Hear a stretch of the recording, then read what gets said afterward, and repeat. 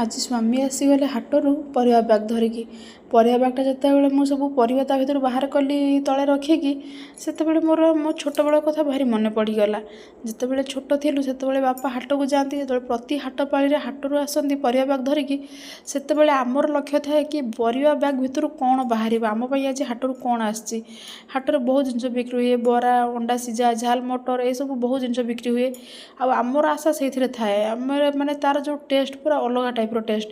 ଟଙ୍କାଟାରେ ବଡ଼ ବଡ଼ ବରା। ଏବେ ତ ସେସବୁ ମିଳୁନି, କି ଏବେ ଆମେ ବହୁତ ଜାଗାରେ ବଡ଼ ବଡ଼ ହୋଟେଲରେ ଖାଉଛୁ, ବହୁତ ଅନ୍ୟାନ୍ୟ ରକମର ଜିନିଷ ଖାଉଛୁ, କିନ୍ତୁ ଗାଁର ସେସବୁ ଜିନିଷର ଟେଷ୍ଟ ସେଇଟା ମାନେ କେବେ ସାରା ଲାଇଫ୍ ଭୁଲି ହେବନି।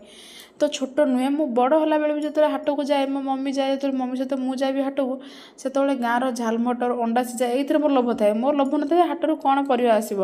ଆମର ଇଣ୍ଟେନସନ୍ ହେଲା ଆମେ କେବଳ ଯିବୁ ହାଟକୁ, ଅଣ୍ଡା ସିଝା ଖାଇବୁ, ଝାଲ ମଟର ଖାଇବୁ, ଆଉ ସବୁ କ'ଣ ବିକ୍ରି ହେଉଥିବ ଖାଇବୁ। ତ ଏଇସବୁ ଜିନିଷ ନା ସାରା ଜୀବନ କେବେ ଭୁଲି ହେବନି। ଏମିତି ତ ସମସ୍ତଙ୍କର ବହୁତ ସାରା ମେମୋରି ଅଛି। ତ ମୁଁ ଯେତେବେଳେ ଆଜି ପରିବା ବ୍ୟାଗ୍ କାଢୁଥିଲି, ସେତେବେଳେ ମୋର ବି ଏସବୁ ଜିନିଷ ମନେ ପଡ଼ିଗଲା।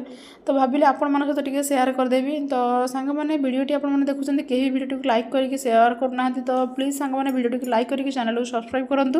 ତ ଦେଖା ହେବ ନେକ୍ସଟ ଭିଡ଼ିଓରେ। ରହିଲି, ନମସ୍କାର, ଜୟ ବଜରଙ୍ଗବଲି।